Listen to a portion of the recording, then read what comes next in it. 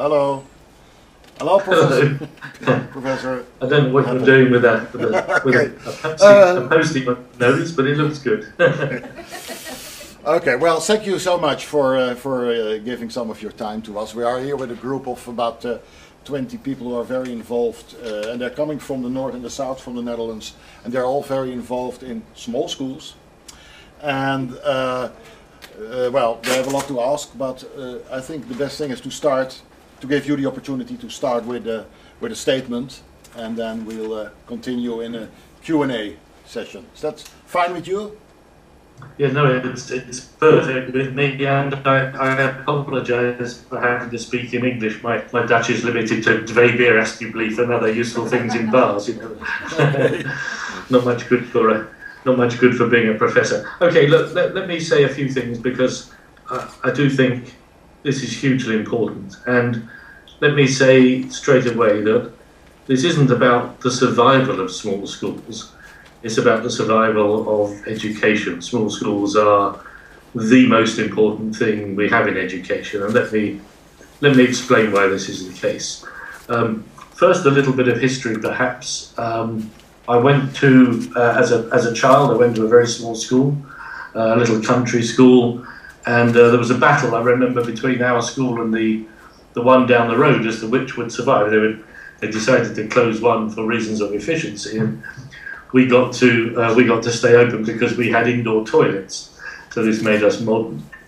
So those were the days. And I've also the smallest school. I mean, it depends what you mean by small, but the smallest school I'm working in is Little Cayman School out in the Cayman Islands in the Caribbean, which only has 4 children. It's a fairly small school. And for nearly a decade, I was chairman of the governors of a small school in England that opened with 4 children, and has now grown. It's grown hugely, actually. I think there's nearly 10 children now, so we don't know where to put them all. You know? It's so big. And I have an interesting project in Scotland with Alan Cameron, where we've taken small schools, this case of about 35 children, and small children, they're young children. We're working with 7, 8, 9-year-olds, and with iPad minis. So these are mini schools with mini children and mini iPads. And it's really interesting to ask the children what ways they think the technology can improve their learning. So I'm only saying this just to say this is more than an idle interest. I really do believe in small schools. I'm also building a school on the south coast of England with 1,800 children in it. It's a 0 to 21 school. You start as a baby, you don't leave until you graduate with a degree at the end. But that school is divided vertically into schools within schools. So I think even where we have large schools, that small scale is important. So let's explore this a little. I was a school child in the 1960s, and that was a time when we were panicking, I think, about the number of children. In England, I think in the 1970s, we opened a new school every weekday for 2 years. So every single weekday, a new school opened, and this was the huge growth in babies born after the war, and we didn't know what to do with them all, really. We built learning factories. And I think at that time, the economy needed factories as well. We were building huge plants to build cars, where before they'd been built in small plants. Boat building, my passion is to sail, and boat building had gone from little craft industries to much bigger factory scale things. And I think that scale was everywhere. I think the sense that we had to build bigger hospitals, bigger railways, bigger aircraft, bigger airports, it was a function of the technology we had at the time. The only way we could build schools cheaply was to get people to travel a long distance to the school, and then we managed to have a big library, or we managed to have a lot of specialism or sports equipment or a big gymnasium, and big schools made a lot of sense. Well, of course, that was then and this is now, and one of the things that we've learned, certainly in the 1990s, is from cognitive research, is that children struggle to be part of a relationship with more than about 150 other children. If we're going to build those communities of learning, those models of collegiality and mutuality, then we need small scale to build them on, because once you get beyond, this is Dunbar's number, if you're into that cognitive research. But Dunbar said in, I think, about 1996 that it looked as though from the work that about 150 was the maximum for a community of practice and a community of purpose. You could maybe get up to 300, but that was certainly an absolute maximum. So we're starting to understand, I think, that if we want to build learning communities, we need to approach this in a different way to when we were building learning factories. And of course, something's happened to those factories. Now we have 3D printers. Now we have people making music in their back bedrooms. I can remember when you had to go to a huge recording studio to lay down a track, to make a record, as it probably was then. My favourite film of last year was a film called Monsters, which was made by Gareth Edwards.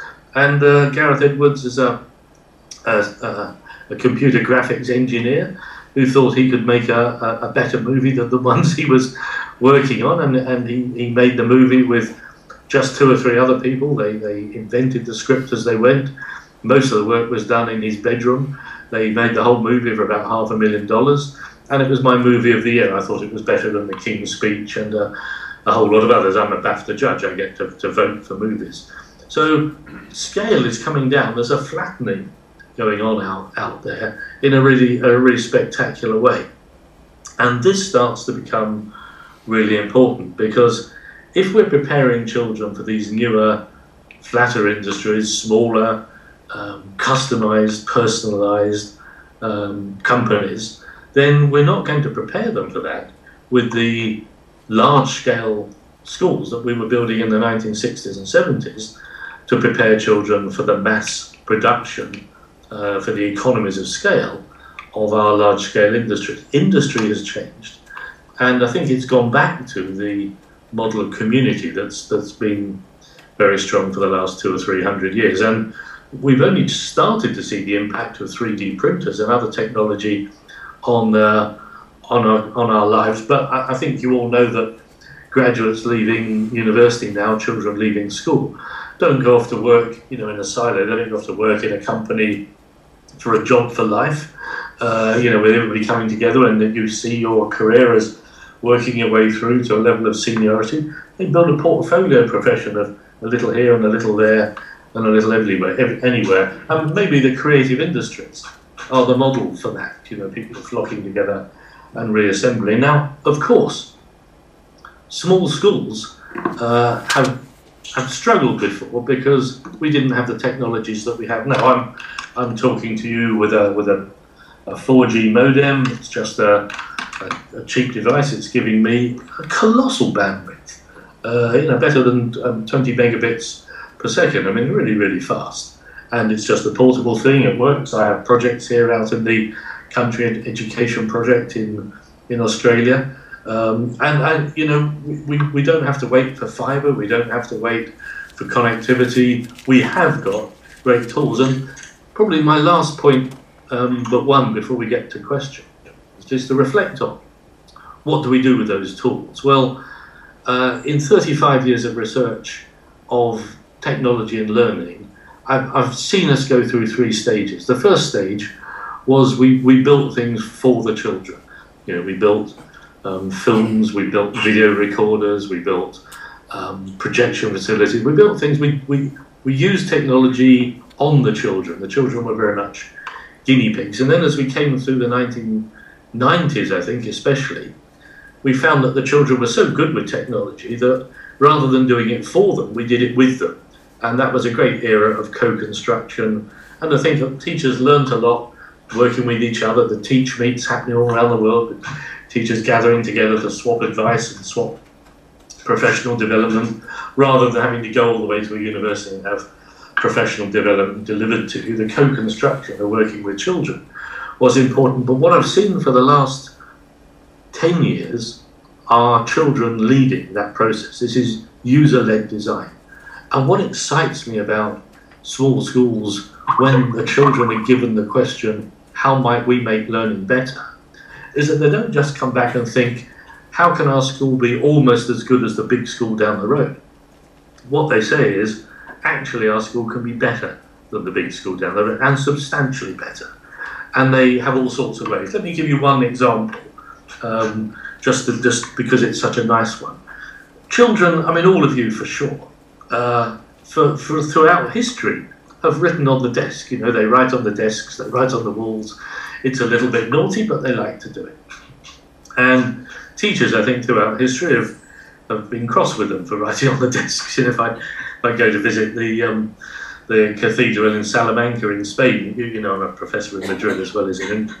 If I go to Salamanca, you know, the places where people wrote on the walls and the desks have been preserved as historic graffiti, but I'm sure they were in trouble all those hundreds of years ago. Now, when we give children pieces of technology like my iPhone here, which has a camera built into it, and say to them, how might life be different? One of the very first things they say is, well, with the camera, I can capture the things that I do. And indeed, one of the things they like to do is to write on the desks and write on the walls and have a sense of audience for what they're doing.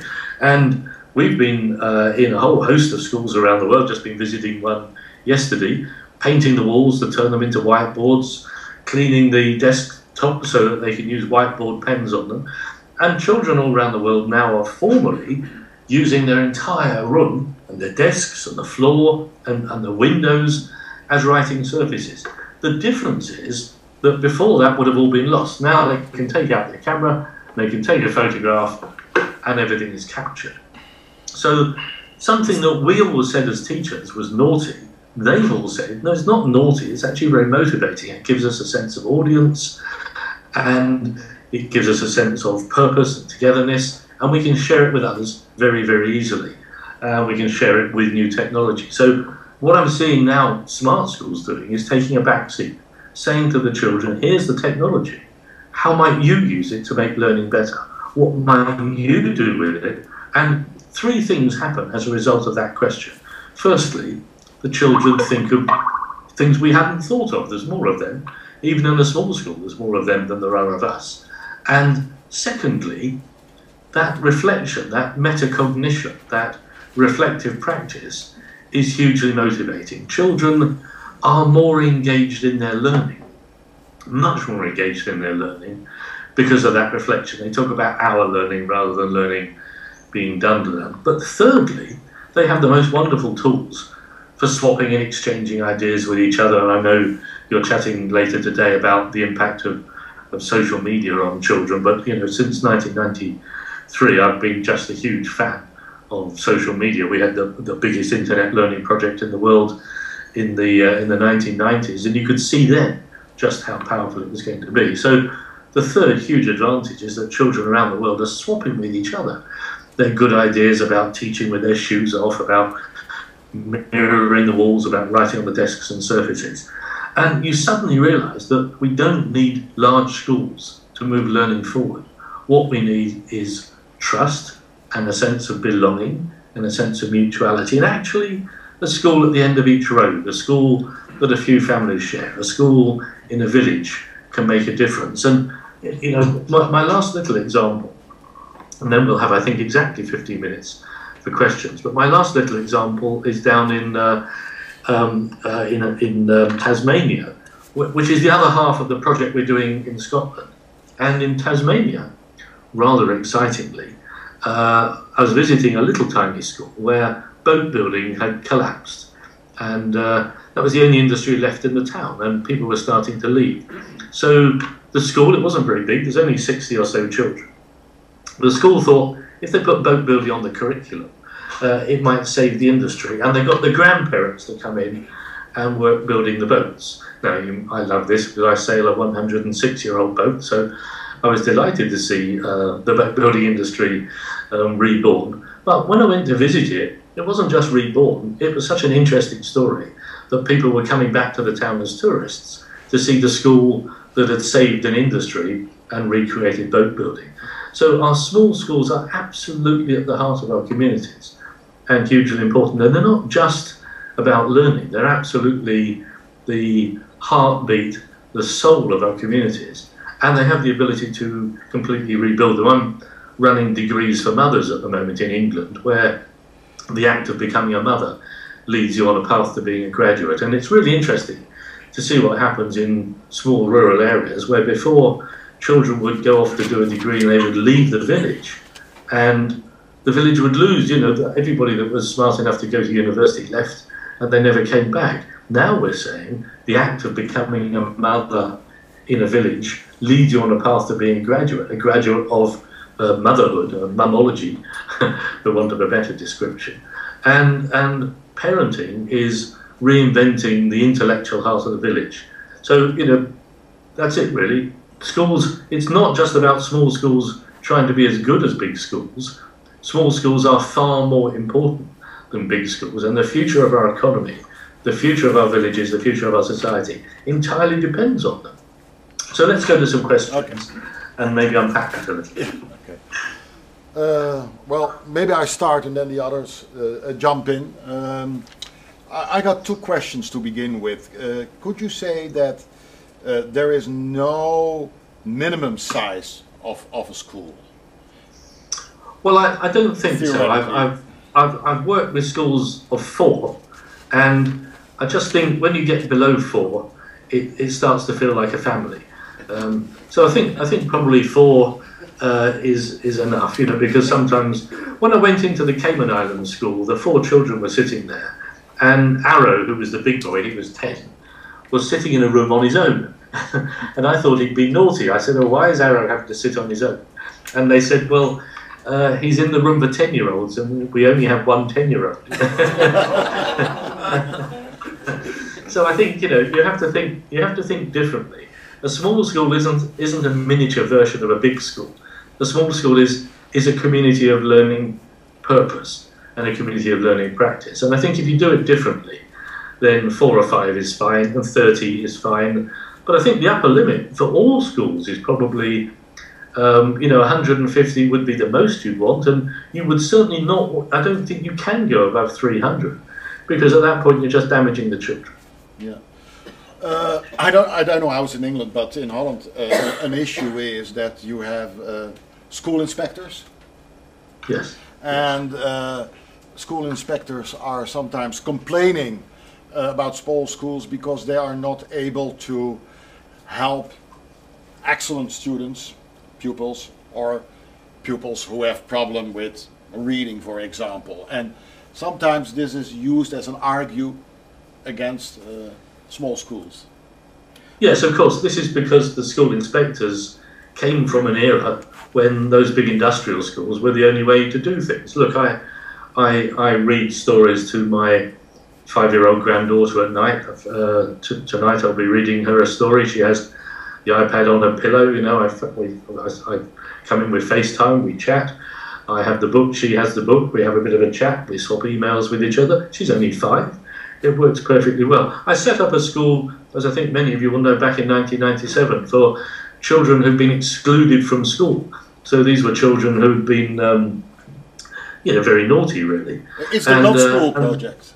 That was not school. It was a good. It was a 10 years of wonderful time. I've left it now. Yeah. In fact, I'm actually in the throes of trying to build a sort of a 21st century not school, which is quite interesting. But the children that were thrown out of school outperformed the schools that threw them out. So if I took the 1,000 children and looked at their behaviour as a cohort, they were better than the schools that had excluded them. So, you know, one child on their own supported properly. Let me say, this isn't, sometimes the school inspectors would think that knowledge needs to be delivered online. They have this view that, you know, they've seen the Khan Academy, or they've seen MOOCs, or they've seen iTunes U. Those things are only libraries. You know, we've always used libraries, they've always been necessary, but small schools struggle to have enough books. Now there's no struggle, you have enough little video clips and things online, but those videos are no substitute for actual learning. And I think there's a really interesting thing here about time, that the synchronous time turns out to be really important. I'm down here in Australia. It's lovely outside, but a lot of Australians here in Perth are in the football stadium watching the really big match between Fremantle and Perth. And it's important to be there. If they miss the match, they won't watch it on television 2 hours later. If they miss the match, they just miss it. And I think learning's the same. Those now moments are very, very precious. So I don't think we need to recreate content for small schools. There's enough content out there.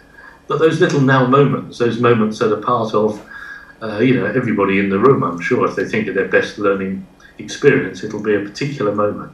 Those moments have to be recreated, and for the small school to do that, we have to look to the community and to look online and to look for other ways. But those other ways are better, I think. So, in time, the inspectors will understand that because they will have had experience of it. But, we're at this interesting time, aren't we, where every child in the Netherlands started school in the 21st century, and every school inspector started schooling in the 20th century. So I think 2013 is a very clear line between our children and our inspectors, and that's why the inspectors are so poor, really. Okay. Any other questions from you? Yes, I would know. Can you hear the question, or maybe? Well, they could put the questions to you in Dutch, and then you could relay them. I can't really hear them anyway. No. Okay. Nou, mijn vraag is dan Ja. of hij kan zeggen of het publiek, je hebt een heel klein aantal, dus er is ook weinig uitwisseling. Ja. Dus je moet een breder publiek gaan organiseren. Hoe of hij dat doet met zijn scholen. Ja, je bedoelt gewoon dus... volume, om uit te wisselen, om samen kennis te maken. Yeah, the question is this: if you have small schools, how do you organize it that you can exchange with other schools? How do you get a way of in getting the general public, the parents involved? Because the existing schools are isolated. I think it's actually the other way around. I think the many large schools I've been into are very isolated. The parents don't come into the school, local employers don't come in, the children can only work with other children of exactly the same age. And if you look through educational theory, or if you look through cognitive science, there isn't a single paragraph that would suggest that putting 30 children in a room because they were born between 2 Septembers is in any way good for their learning. It's just convenient. So children are sitting in a room where they don't talk to grandparents, they don't talk to local craftspeople, they don't talk to local artists, they don't talk to their siblings, they don't talk to anybody. So in a large school, the children are very, very isolated. In a small school, they can't be isolated because they have to work with others. And how we manage that is important. I'm thinker in residence in Mark Oliphant College in Adelaide, and I've been there for the last 4 days. One of the things that's really exciting about that school, again, the school's divided up into schools within schools, but the way in which children work with and support each other. Every child mentors each other, and whenever they've got work that they're doing, they have a habit of pausing partway through and getting the view of others of other ages. The older children work with the younger children, and the younger children chase after the role model of the older children. The older children, reinforce their understanding by working with the younger children. It works really, really well. And we get that mixed age teaching in small schools, and the mixed age includes grandparents and parents and the milkman and everybody, really. So I think children are much less isolated in the small schools. But there are issues because, of course, the structures we have for salaries, for example, assume that our head teachers have a salary that depends on the size of the school, and a lot of the administrative habits of education are built around larger schools because that's what happened in the 1960s and 1970s. But the same thing is true of companies. You look at companies in Amsterdam, their habits used to be that they had a big headquarters and they had a big training room and a training manager.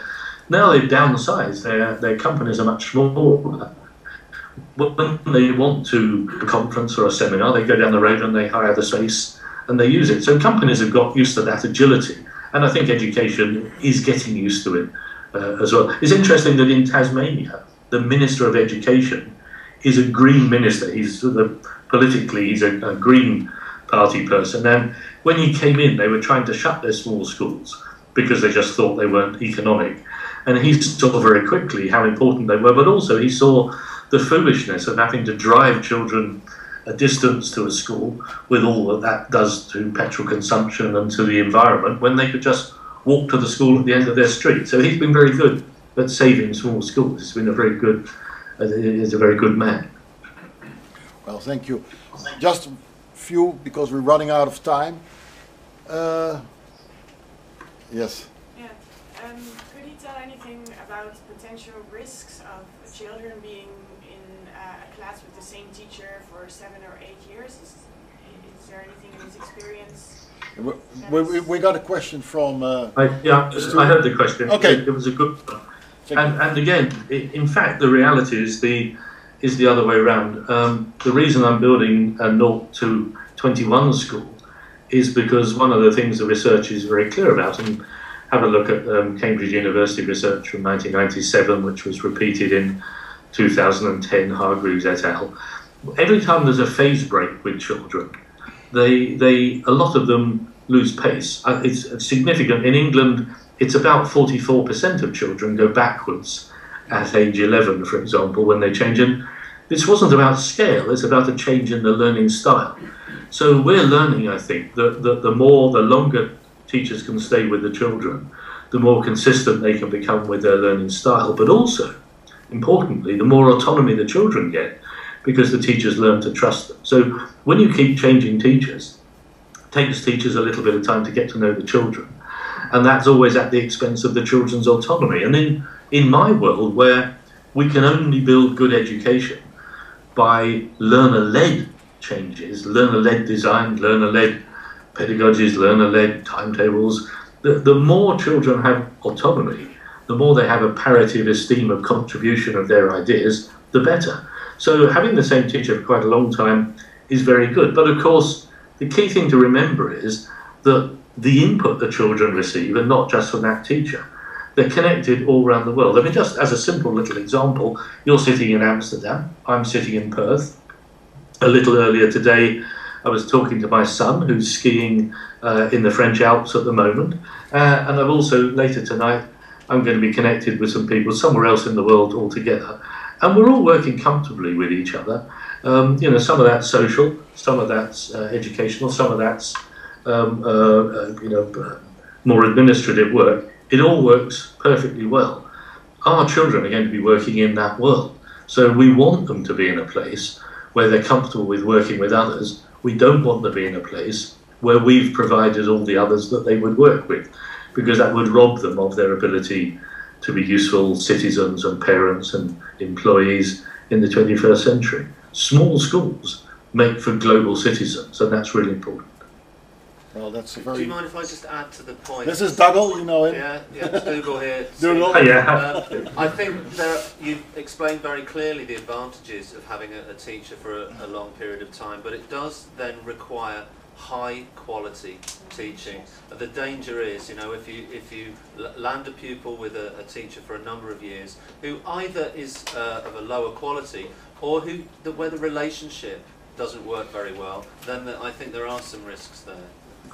Well, up to a point, but I think the risks are much less now than they were, because we're in a world where the children are much more importantly part of the model. You know, in the old world of the last century, when everything came down from the teacher, if you had a duff teacher, you were in big trouble. But now, of course, you know, if you've got a duff teacher and the children are much more part of the conversation, they will inject advice. I mean, when I set up Teachers TV, big TV channel for teachers in England, it was 4,500 programs about how to teach, about ideas about teaching. We set up Teachers TV in the hope that teachers would learn more ideas. What we didn't expect was that 500,000 children watch Teachers TV every holiday. So, you know, we're not in a world anymore when only the teachers do the teaching. And when children are hungry to know how they can teach better, if you're not a very good teacher in the small school, the children will come to you really quickly. with a few good ideas. So, you know, things get really, really quick. Things get better all the time. Okay, one last question. Is that okay? Yes? Yeah, toch vraag. Is there anything known about the transition when children from small scale schools go on to secondary education and they might be in a more upskilled educational system? What does that do in order of their development and their well-being? You heard the question? Yeah, I did, and it's I mean, honestly we could spend a half hour on that one really, but I suppose the quick parts of the answer are that secondary schools, I think themselves are learning very quickly how to build more intimate communities, and those schools within schools are sweeping the world of education in a viral sort of way, so that helps, of course. But I'd also say that one of the huge advantages of the levels of autonomy and independence that you get in a small school is that you carry that into a secondary school. Children arrive in secondary school, if they've been in a big primary school, they just sit down and wait to be told what to do. If they come from a small school, they're much more autonomous and they know what to do, and they get on. And I don't think there's any disadvantage in the levels of learner maturity that we see emerging from small schools. I'd repeat, this only happens when the small school is flat and everybody has a voice, and you know, it's not the old monitorial school with the teacher sitting at the front and passing the textbook round one page at a time. You know, this is properly a community of learning practice that involves the children, what teachers they have, the community, the parents, the grandparents, and all the other people they can connect to online. We are in a very different decade, I think, to where we were 20 or 30 years ago. Okay. Thank you very much, Professor Heppell. It's my pleasure. I mean, I'm really happy to chip in because I just think there is nothing more important than small schools, you know, and I'm confident that down the track they'll be having conferences about the death of large schools and whether they should fight to preserve them. And the truth is, they not only should they not, but there is no way they will be able to. So we are the future. Okay, we'll be there. Okay, thank you very much. Enjoy your dinner. Bye, have a nice day. I'm off to have a Moroccan dinner in a restaurant in Perth with friends from Europe. So what can I say? Okay. Bye. Bye. Bye. Oké, well. Nou, dat is goed gelukt. Ik vond het. Dat was een goede start, zeg. Inspirerende man. Nou. How do you get Stephen to speak to your minister? Skype to Palestine. Dougal, I think via Skype. Yeah. Well, the least thing we could do is invite him for some kind of conference, because he's a man with a great experience and a very clear vision, and well, we need these persons because they have a completely different perspective about education, and not. I talked yesterday evening with Dougal about it, and he said we should not react from offensive, niet verdedigend, maar integendeel.